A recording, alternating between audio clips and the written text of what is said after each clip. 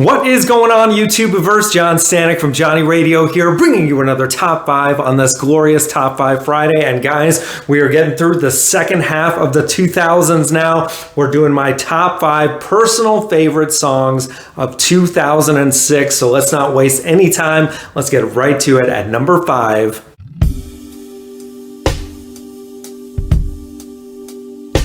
Gravity by John Mayer from the album Continuum, which, was a huge hit record. And this song, I think, was the standout from it. John Mayer and I kind of have a love-hate relationship with him because out of the gate, I didn't really care for his first two albums. But when this came out, I kind of saw what people saw in him as far as like, amazing guitarist, having that bluesy vibe that I didn't quite see at first. And then, really started to like his voice more. It's, he's got that rasp and that kind of indefinable charm to it. And, really a great songwriter in his own right. And this really was the moment for me where it clicked. And what a tremendous song.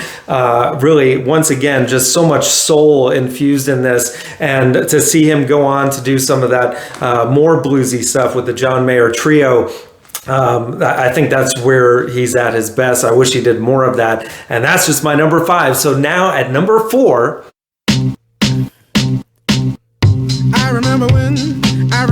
Crazy by Gnarls Barkley. I mean, come on. Danger Mouse and CeeLo Green forming this super group. And this is that song that just came out of nowhere and then was literally everywhere. And rightfully so. I mean, such a beautiful and haunting melody by CeeLo, and then just the kind of simple bare bones production, but yet with such like a cool groove to it. It's just a classic. It felt timeless the first time you heard it, and it still never gets old. And it's not even the best song called Crazy. There's quite a few of them out there, but it's up there. So that's just my number 4. Now at number 3.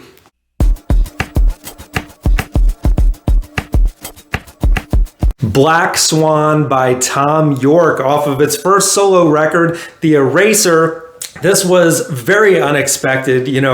Tom, I think at this point had already done a song here or there outside of Radiohead, but I really wasn't expecting him to be the kind of person that went out on his own. Of course, at this point now, almost everyone from Radiohead has done solo projects. The Smile is a thing, but this first album was very interesting. I couldn't say I loved it as much as a Radiohead album overall, but this song, man, it is so cool and so different than anything Radiohead had done. The beats on this thing are just like so deep, and those 808 drops on the bridge of the song, and it's just so catchy and hypnotic and mesmerizing. I think it's up there with anything that Radiohead's ever done. I think it's the standout track on this album, which is saying something because there's some other great stuff on here. But overall, not the greatest effort from Thom Yorke. But man, Black Swan, amazing. And that's just my number 3. So now at number 2.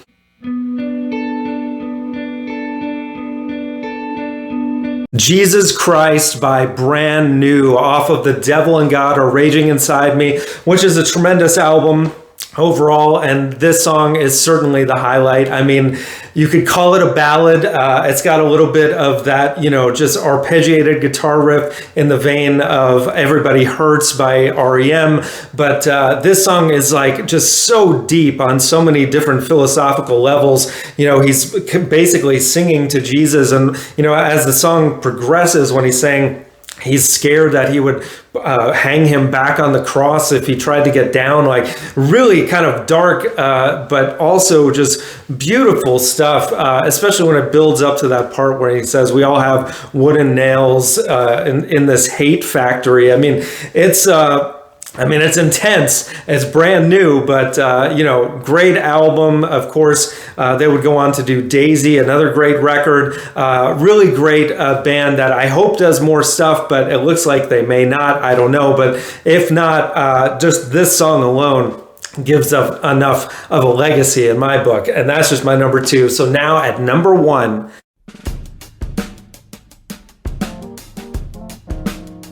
Three More Days by Ray LaMontagne off of his second album, Till the Sun Turns Black. You know how much I love Sweet Ray. I could talk about this dude all day, but man, to go from Trouble, which was just an amazing debut album, to this record, which I don't think is quite as good overall, but it really stretches the boundaries of where he could go, especially on this track, because, I mean, it feels like something out of Motown.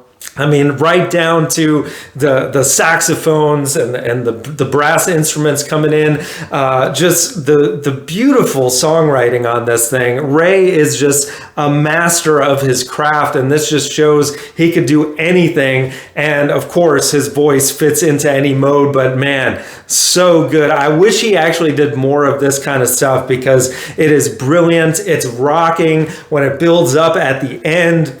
It's just phenomenal. And check out the live version of this, by the way, if on YouTube. Just look it up. Trust me, it is incredible. And if you don't know Ray LaMontagne, please check him out. So that is my top 5, guys. Let me know in the comments below what you think. Let me know if you're so bold, leave me a top 10. You know, a lot of great stuff in this year. A lot of great stuff in this new millennium. I know a lot of people think there's not great music like there used to be, like some of the albums on my wall here, but trust me, there is if you look for it, and that's really what this channel is all about. We're always discovering and rediscovering great music. So thank you so much for watching. We got top 5s every Friday, album reviews, so much more. Thank you, and as always, Viva La Vinyl. So guys, thanks so much for watching. Please like, subscribe, and be sure to ring the bell for notifications so you can always see great quality content like you're seeing on the screen right now.